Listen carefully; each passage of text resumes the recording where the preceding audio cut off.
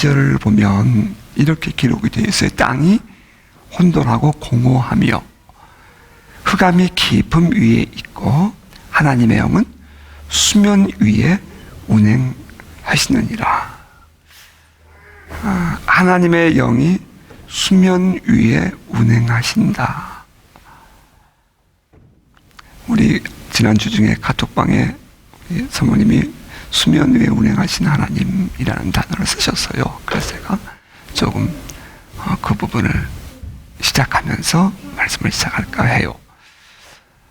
하나님의 영이, 하나님의 신이 수면 위에 운행하신다 하는 그 단어는 암탉이 병아리를 까기 위해서 알을 품고 있을 때 사용하는 표현 단어입니다. 암탉이 28일 동안 달걀을 다리 품 안에 딱 품고 다리를 이렇게 딱 오므리고 달걀을 품고 있습니다. 우리가 볼 때는 그냥 품고만 있는 것 같지만, 열만 전달해 주는 것 같지만 그것이 아니라 그 속에 있는 이 암탉의 발은 쉬지 않고 움직인다는 것입니다.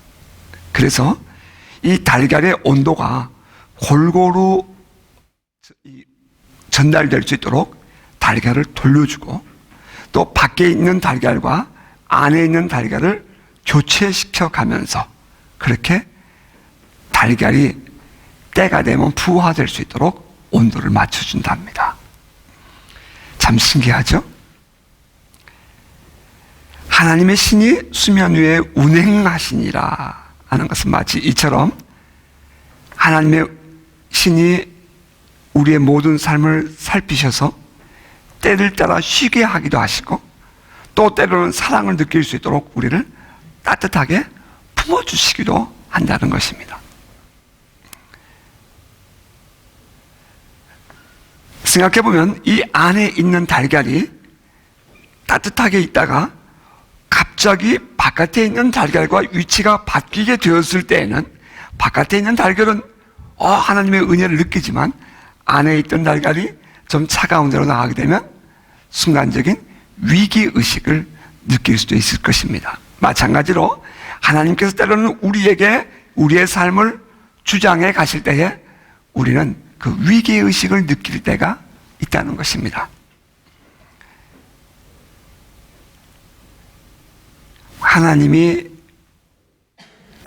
내가 나의 삶 속에서 위기를 느끼고 있을 때에, 그때도 여전히 하나님은 나와 함께 계시고 나에게 관심을 가지고 계시고 나에게 애정을 가지고 계신다는 사실, 이것이 우리에게 위로가 되고 힘이 되시기를 바랍니다. 하나님의 신, 하나님의 영이 우리의 삶 위에, 삶 안에 운행하고 계십니다. 이스라엘 백성들이 애굽에서 나왔습니다. 10가지의 재앙을 그 땅에 퍼부으면서 여호와 하나님이 진짜 신이야 라고 드러내면서 어떻게든지 이 백성들을 놓지 않으려는 바로의 유혹 혹은 협박, 그 많은 어려움 속에서 믿음을 지키고 이들을 하나님이 이끌어내셔서 이제 광야로 나오지 않습니까? 그들이 맨 먼저 만나는 장애는 뒤에서 몰려오는 애굽의 말발굽 소리와 눈앞에 보이는 홍해였습니다. 그 홍해를 건너는 것을 신약 성경에서는 세례받은 것이라고 설명을 해요. 사도 바울의 표현이지요. 이제 홍해를 건넙니다. 건너고 그들이 갔을 때에 물이 없지 않습니까? 그래서 그들이 첫 번째 만나는 물은 마라의 쓴물이었어요. 그 마라의 쓴물을 해결하는 것은 나뭇가지를 던져서 물속에 집어넣어서 그 문제를 해결하죠. 그 부분 다음에 기회가 오면 한 번 더 보기로 하고요. 또 두 번째 그들이 진행을 하다가 만나는 문제는 신광야에서였습니다. 그 신광야에서 그들이 만나는 문제는 경제적인 문제였어요. 먹을 것이 없다는 것입니다. 그 땅에 있을 때 마음대로 먹었는데 왜 우리는 지금 이렇게 먹을 것이 없느냐고 불평하니까 이제 만나와 메추라기로 하나님께서 경제적인 문제를 해결해 주십니다. 이것도 또 기회가 올 것입니다. 그들이 조금 더 움직입니다. 르비딤 광야에 왔습니다. 그곳에 와서는 이제 물이 없다고 또 그들이 펄펄 뛰면서 하나님을 시험합니다. 물이 없다는 것 때문에 그들이 빠지게 되는 실수가 뭐냐면 성경은 하나님이 우리와 함께 계시는가 하는 것을 시험했다라고 표현을 했습니다. 아니 물이 없어서 물을 달라고 하는 것이 왜 하나님을 시험하는 것이냐고 그렇게 질문할지 모르겠지만 지금 하나님의 아침 저녁으로 만나와 메추라기를 먹여주고 있는 이들의 입장에서 볼 때에는 물이 없는 것을 갑자기 하나님이 우리 가운데 계시는가라고 시험을 하게 되는 대로 빠지게 된다는 것입니다. 예, 경제적인 문제도 하여간 어떻든 간에 해결해 주시고 이제 그 물 문제도 해결해 주십니다. 신약에서 이 부분을 해석할 때 보면은 반석은 그리스도라 이렇게 해석을 했고요. 또 생수를 성령으로 이해하는 이들을 보게 됩니다. 인생의 허무함을 느낀 거지요. 지금 하나님의 은혜 가운데 매일 살아가요. 그런데 어느 날 갑자기 내 인생이 허무해지는 겁니다. 그래서 하나님이 나와 함께 계신가 하는 그런 나도 참 원치 않는 허무감이 밀려오기 시작하는 거죠. 그때는 우리가 이제 그리스도를 통하여 우리에게 보내주신 성령을 구하고 성령을 받고 성령과 함께 살아가는 삶이 필요할 때인 것입니다. 그리고 이제 그 다음 네 번째 만나는 문제가 아말렉과의 싸움입니다. 바로 그 르비딤에서 말입니다.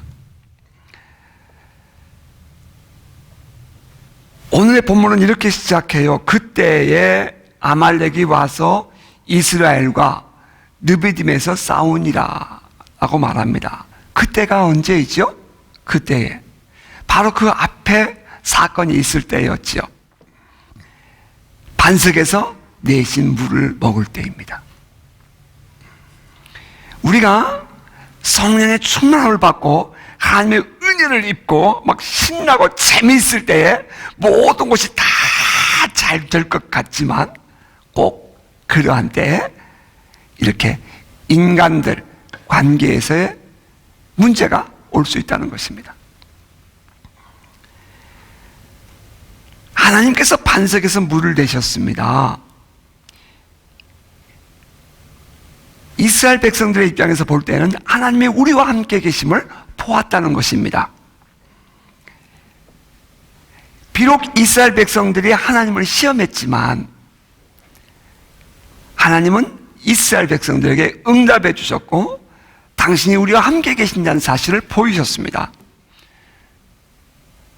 그것이 반석에서 물을 내는 기적이었다면 오늘날은 어쩌면 예수 그리스도 안에서 만나는 많은 표적과 기사와 기적과 병고침 같은 그와 같은 보이는 그런 하나님의 섭리일 수도 있다는 것입니다. 그 일로 말미암아 이제 이스라엘 백성들은 살아계신 하나님이 우리와 함께 계신다는 확신을 갖게 됩니다. 반석에서 물을 내니 얼마나 큰 기적입니까? 그들은 이제 살아계신 하나님에 대한 그 남다른 열심과 뜨거움이 그들 안에 어웨이커닝이 깨어남이 각성이 생겼습니다.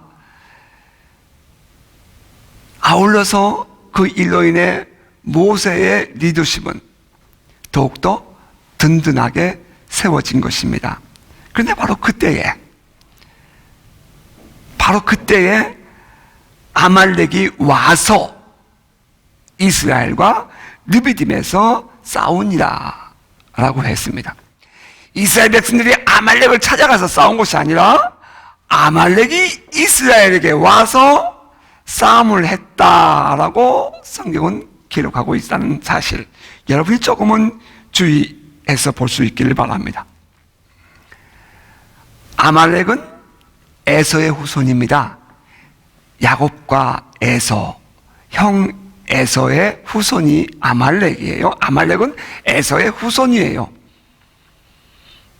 그리고 여전히 그들은 이 이스라엘 바깥 시나이 반도에 그 땅에서 주인 노릇을 하면서 살아왔습니다. 다시 말하면 그들은 이미 그 땅에 기득권을 가지고 있었다 이 말입니다. 그 땅에서 나름대로 자기의 삶의 터전을 구축하고 있었고, 그들은 이제 누가 와서 흔들지 않으면 내가 흔들리지 않을 만큼 당당한 삶의 터전도 닦고 있었습니다. 그런데 살아계신 그 하나님의 기적을 통해서 깨어난 이스라엘 백성들이 지금 그 땅을 지나가는 겁니다. 아말렉은 그들을 거부합니다. 그들이 지나가는 것을 원치 않습니다. 언제나 하나님의 섭리 속에 이렇게 새롭게 깨어나는 신앙인들이 일어날 때에 그것을 거부하는 사람들이 있다는 것입니다. 우리 마음 같으면 저 엄청난 기적의 그 현장 속에서 나온 이스라엘 백성들 소식을 들으니 홍해를 마른 땅처럼 건너왔고, 하나님께서 날마다 만나와 메추라기를 먹이시고, 물이 없을 때는 반석에서 물을 내시기도 하고, 아주 못 먹는 쓴물을 단물 만들어서 먹고 걸어오는 저들의 모습 보면 나도 그들과 함께 하고 싶고, 나도 그들과 마음을 통해서 함께 그 하나님을 예배하고 싶을 것 같은데, 놀랍게도 이 사회는 그렇지 않다는 것입니다. 새로운 영적 흐름, 트렌드를 거부한다는 것입니다. 성경이 우리에게 보여주고 있는 이스라엘 백성들을 하나님이 이렇게 과정을 통과시키시는데, 이제 이 아말렉과의 싸움을 하는 일을 통해서 하나님은 과연 무엇을 원하시고 계시는 것인가 하는 것을 우리는 다시 한번 생각해 보지 않을 수가 없고, 오늘 이 시대를 살아가는 우리는 과연 이 본문 속에서 무엇을 또 깨닫게 되는가 하는 것을 생각해 보게 되는 것입니다. 아말렉과의 싸움이요, 이것은 결국 사람들과의 관계에서 만나는 문제로구나 하는 것을 깨닫게 됩니다. 사람들과의 관계에서 만나는 문제들, 사람들과의 관계 속에서 겪는 갈등, 세례를 받고 우리가 그리스도인이 되어서 우리의 개인적인 삶의 문제들을 잘 해결해내고, 어려울 때 기도하고, 또 힘들 때 하나님께 매달리고, 이렇게 하면서 이렇게 하나님의 도우심과 은혜를 입어가면서 살고 있다가도 나 혼자는 잘 하는데, 나 아닌 또 다른 사람들과의 만났을 때에 만나는 그런 갈등이나 어려운 일들, 우리는 어떻게 접근하며 해결할 것인가 하는 것이 오늘 본문 속에 들어있다는 것입니다. 성령 안에서 거듭나 새로운 삶을 살고자 할 때 만나는 인간관계, 그런 문제들. 처음 여러분 예수를 믿고 모태신앙들은 잘 모르실 거예요. 아니요, 모태신앙도 어느 날 갑자기 그냥 적당하게 있다가 불을 받아서 성령의 은혜로 어웨이크닝 해가지고 변화되고 나면 주변 사람들이 이상한 듯이 보기도 합니다. 그럼요. 예수 안 믿는 가정에서 예수를 믿게 되었을 때에 그 가정으로부터 오는 핍박도 그건 대단하지요. 친구들과의 관계도 마찬가지일 것이고요, 아니면 또 다른 사람들과의 인간적인 문제들도 쉽지는 않을 거예요. 여러분들이 그 인간 사회생활 하면서 정리해야 되고, 여러분들이 믿음 안에서 어떻게 살아야지 하고 결단하고 나면 그것 때문에 겪는 아픔들이 많이 있을 수 있어요. 그때에 우리에게 요구되는 것은 과연 무엇일까? 그것을 어떻게 하면 우리가 문제를 해결할 수 있을까 하는 것이 본문에 들어 있습니다. 이 문제를 해결하는 방법, 첫 번째는 모세가 여호수아에게 이르되 우리를 위하여 사람들을 택하여 나가서 아말렉과 싸우라 라고 말을 한다는 것입니다. 9절이죠. 우리를 위하여 싸우라 라고 말해요. 특별히 사람들을 택하여 나가서. 여러분, 아군끼리, 우군끼리 싸우지 말아야 됩니다. 아군끼리 싸워서는 안 돼요.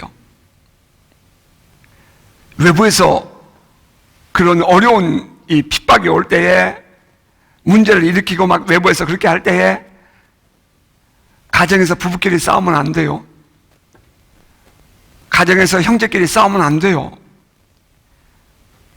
아니, 교회 안에서 성도들끼리 갈등하고 싸우면 안 되는 거예요. 그러니까 은혜를 받고 우리가 한 공동체가 되어서 나아갈 때에, 그때 외부로부터의 수많은 거부감들이 우리에게 느껴질 때에 어리석은 사람들은 거기서 분열을 일으킵니다. 그런데 성경이 우리에게 보여주고 있는 원리는, 그럴 때에 우리를 위하여, 서로가 우리라는 공동체 의식을 가지고, 오히려 내가 우리를, 이 공동체를 지키기 위하여 내가 저들과 싸우리라 하는 그런 스스로 자발적인 마음을 가져야 한다는 것입니다. 오히려 마음을 합해서 한 마음이 되어야 우리는 그런 큰 이 인간관계의 문제들을 해결해낼 수 있는 것입니다.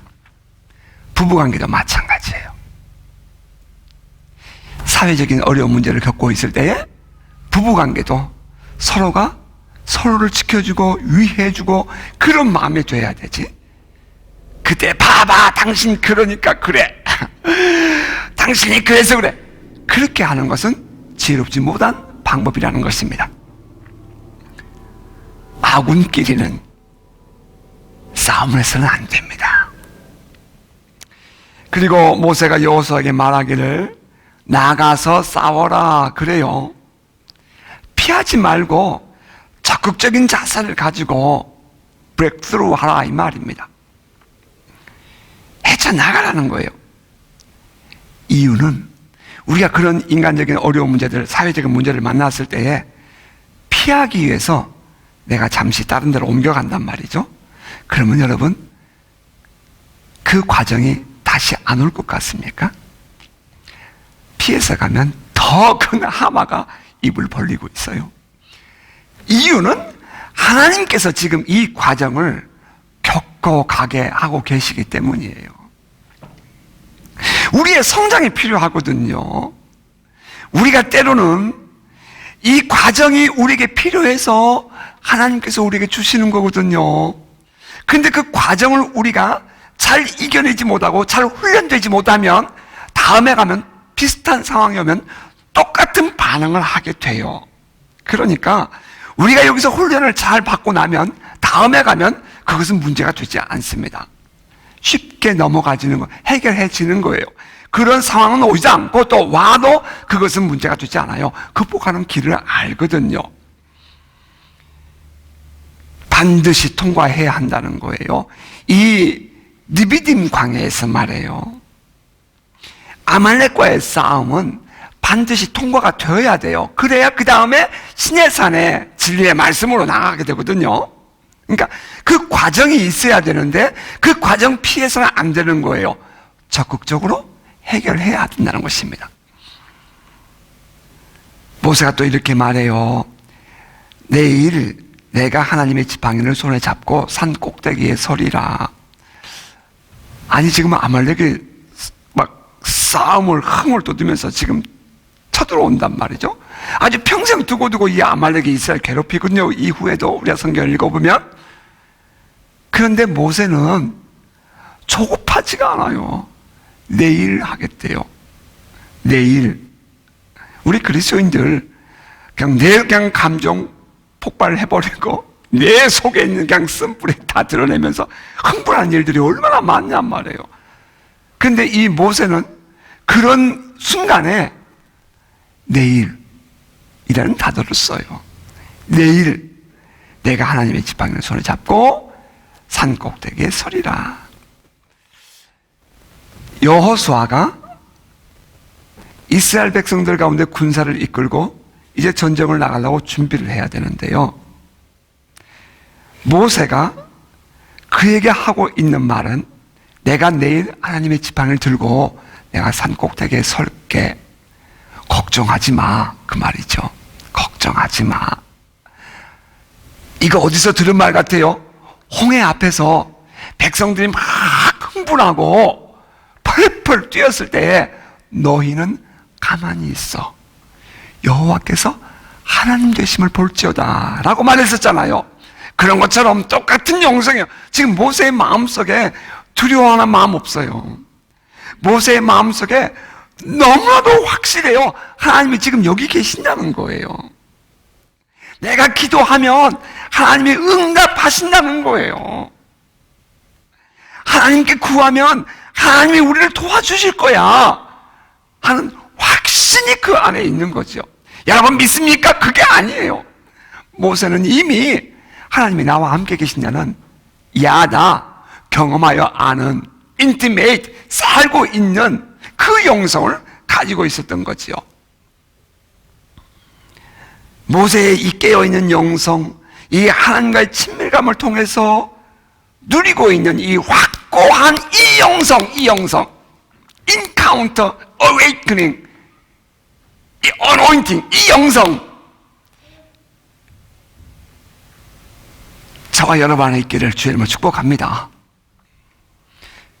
바로 이 모세의 영성이 중보기도 영성이거든요. 여호수아가 백성들을 군사를 이끌고 나가서 싸울 때 모세는 산에 올라가서 기도한대요. 여호와의 지팡이를 들고.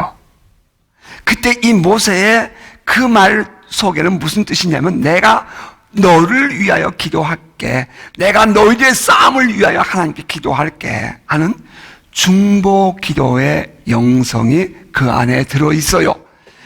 중보기도하는 기도의 영성에는 반드시 이 하나님이 내가 기도하면, 우리가 함께 기도하면 응답하시리라 하는 흔들리지 않는 이 확고한 영성이 있어야 된다는 거예요. 그랬더니 10절에 이어서 여호수아가 모세의 말대로 행하여 아말렉과 싸우고 모세와 아론과 오른 산 꼭대기에 올라가서라고 합니다. 그게 아론과 훌이라고 하는데요, 물론 이제 해석을 하는 분들이 참 다양하게 해석을 하더라고요. 훌은 누구일까?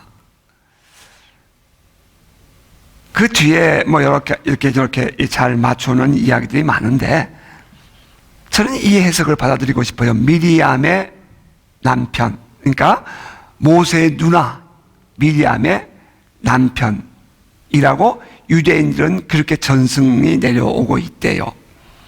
저는 그 말이 이해가 더 쉽게 받아들여지네요. 어쨌든 간에 이 훌이라는 인물이 아론과 함께 지금 모세가 기도하러 올라갈 때에 그 산에 따라 올라갑니다. 전쟁을 하고 있는 여호수아와 그의 백성들, 그리고 기도하러 올라가는 모세와 아론과 훌, 각자의 역할을 최선을 다해서 감당합니다. 각자의 역할을 최선을 다해서 감당합니다. 그리고 이제 모세가 손을 들면 이스라엘이 이기고 손을 내리면 아말렉이 이깁니다. 모세의 팔이 피곤해서 내려가지요. 그랬더니 그들이 돌을 가져다가 모세를 그곳에 앉혀놓고 한쪽에는 아론이 한쪽에는 훌이 모세의 손을 붙잡고 있었더니 그 손이 해가 지도록 내려가지 않았다라고 말합니다. 그 속에서 우리가 볼 수 있는 하나는 이제 중보기도의 능력이죠. 손이 내려가지 않는 동안에는 전쟁이 이겼다는 것. 그러므로 우리가 기도할 때에, 우리가 남을 위해서 담을 위해서 기도할 때에 그 기도는 효력이 있다는 것. 두 번째는 합심기도의 중요성입니다. 모세가 지치고 힘들었을 때에 아론과 훌이 함께 도와서 모세의 기도를 동역했다는 겁니다. 합심 기도의 중요성. 우리 김수현 집사님이 갑자기 몸이 안 좋아서 병원에 갔더니 우리 카톡에서 다 봤죠? 맹장이라서 수술을 했는데 이렇게 쓰셨더라고요. 엊그저께 개인적인 이런 것을 여기다 써서 참 쑥스럽다는 표현을 하셨어요. 아니죠. 왜 카톡방을 만들었는데요? 그런 거 올리라고 만든 거잖아요. 뭐 하자고요? 함께 합심해서 기도하자고요. 우리가 한 몸이라는 것을 우리가 느끼고 우리가 경험하고 누리자고요. 그래서 같이 노는 것 아니겠어요? 목사님이 설교 올려놓으니까 설교 들으라고. 물론 그것도 그래요. 그러나 그것은 물론 저는 제 설교 한 서너 번씩 들어요. 일주일 내내. 저도 예배하고 저도 은혜 받으니까요. 그런 목적도 있지만 더 중요한 것은 우리가 한 몸이라는 것을 우리가 그 안에서 누리자는 것 아니겠어요? 지금 모세가 여호수아에게 전쟁에 가라고 얘기해요. 그리고 백성들을 택해서 전쟁에 나갔어요. 그 이후에 모세는 산에 올라가서 기도해요. 하나님께 도와달라고. 하나님께서 이 싸움을 이기게 해달라고. 그랬더니 모세의 손이 내려가면 아말렉이 이기고 모세의 손이 올라가면 이스라엘이 이기니 아론과 홀이 볼 때에도 모세의 손이 내려가서는 안 되겠거든요. 그래서 합력하는 겁니다. 마태복음 18장 19절 20절은 이렇게 기록되어 있어요. 진실로 다시 너희에게 이르노니 너희 중에 두 사람이 땅에서 합심하여 무엇인지 구하면 하늘에 계신 내 아버지께서 그들을 위하여 이루게 하시리라. 몇 사람이? 두 사람이 이 땅에서 기도하면 하나님께서 이루시리라. 그러면서 이어서 주님 하신 말씀이 두세 사람이 내 이름으로 모인 곳에는 나도 그들 중에 있느니라. 모세와 아론과 훌이 함께 있는 곳에 주님이 함께 계신 것입니다. 다시 말하면 이것이 교회라는 거예요. 바로 이것이 교회의 스피릿이에요. 이것이 바로 교회가 있어야 할 이유예요. 이것이 바로 구원받은 백성들이 교회로 모여야 할 이유랍니다. 교회에 대한 주님의 말씀 가운데에 이어지는 계속되는 말씀이었거든요. 교회가 온 성도들이 왜 함께 해야 하는가? 왜 우리는 모두 함께 이어야 하는 이유는 무엇인가? 그것은 첫 번째, 영적으로 우리가 변화되고 거듭나고 세례를 받고 우리가 새로운 삶을 살아갈 때에는 언제나 이와 같이 거부하는 외부의 힘이 있기 때문이라는 것입니다. 이것을 굳이 꼭 마귀의 역사다. 이것을 꼭 자기들의 기득권을 빼앗기지 않기 때문이다. 우리 그런 얘기 하지 말고요. 개인적으로 신앙이 성장하려고 할 때에 우리가 겪는 많은 외부적인 힘, 어떤 성도가 이제 예수 믿고 막 들어와서 예수 믿고 세례받고 막 성장해 갈 때에 힘들어한단 말입니다. 어떤 한 사람이. 그러면 그 한 사람의 성장을 누가 도와줘야 돼요? 우리 성도들이 함께 중보하고 기도해 주면서 그가 잘 이겨내고 잘할 수 있도록 해줘야 된다는 거죠. 그게 바로 교회의 역할 아니겠어요? 한 교회가 막 은혜를 받아서 성장을 합니다. 그때 외부적인 힘이 몰려와요. 그러면 안에서 다투고 싸워서 갈라지면 안 되죠. 그런 일을 만나면 물론 그들이 달려들 때는 정말 합리적인 이야기를 리즈너블하게 이야기를 하면서 달려들어요. 그때 안에 있는 성도들이 함께 모여서 함께 힘을 내야죠. 그래서 교회가 필요한 거죠.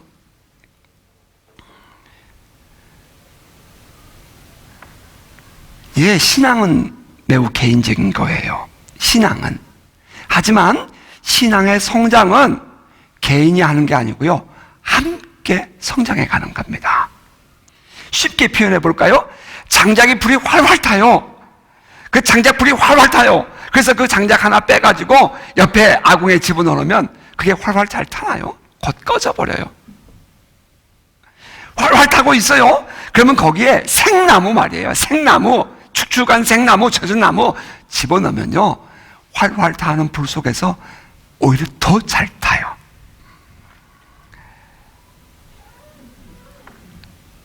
주님이 말씀하시기를 두셋이 모인 곳에 주님이 함께 계신대요.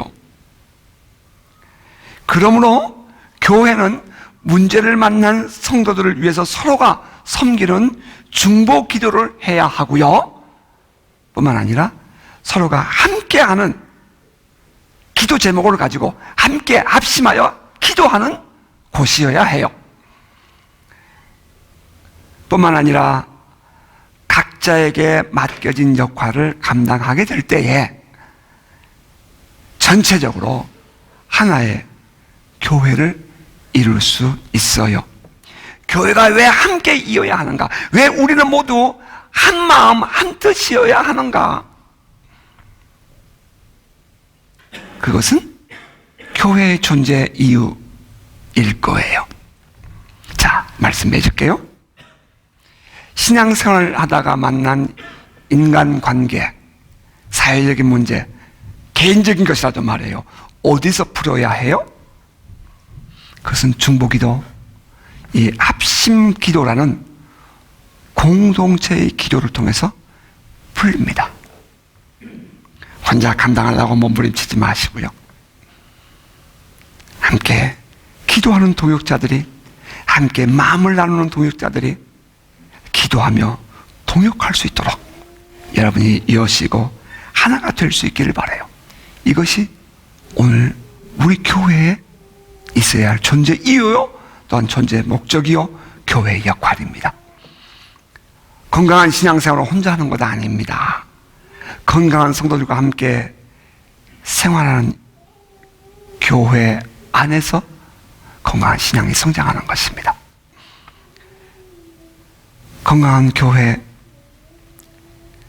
때로는 우리는 뭐 좀 작지만 때로는 이 건강한 목장 조직들을 통해서 그 안에서 쉐어링하고 그 안에서 함께 기도하고 함께 나누면서 더불어 건강한 교회들이 이루어지는 것입니다.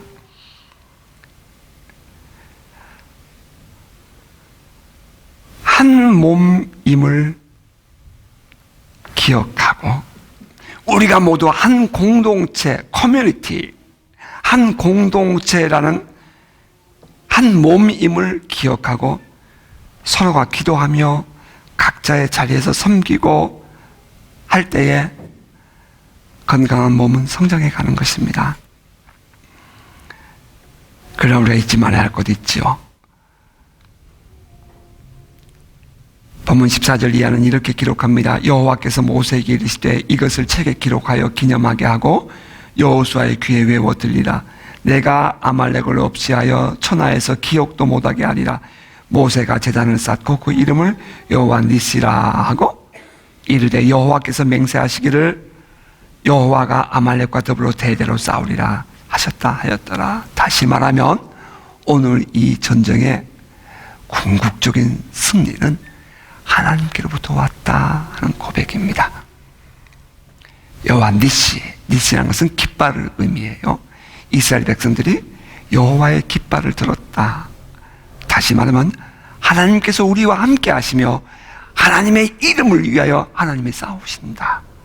궁극적으로 하나님이 승리하신다 하는 그런 고백입니다. 자, 오늘 우리 교회, 우리들의 모습, 우리의 궁극적인 우리의 목적은 하나님의 영광, 그죠? 정말 우리 하나님 사랑하잖아요. 정말 우리 하나님 사랑하잖아요. 우리 그분 때문에 지금까지 살아오잖아요. 아주 숨을 꼴딱꼴딱 쉬면서 지금 사는 것처럼 그런 환경이 와도 우리는 그분 때문에 그렇게 살아왔잖아요. 그런데 돌아보니까 이것이 하나님의 은혜였고요.